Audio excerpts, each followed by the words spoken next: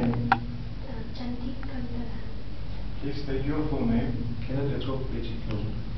You have contacted the Copenhagen City Hall for the purpose of contracting a civil marriage, and your wish to marry will now be confirmed before the public authorities.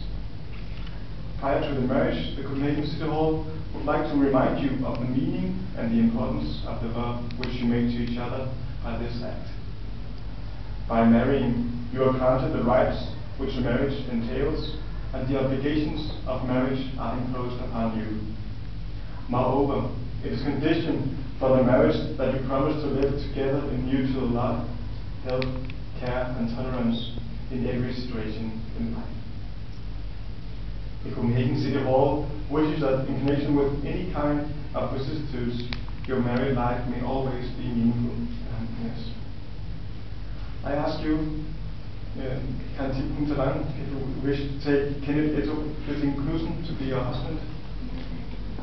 In the same way, I ask you, Kenneth Ettrup Ritzing Knudsen, will you take Chanti Kantara to be your wife? Yes, I will.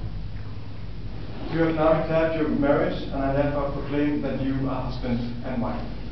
Congratulations. Yeah.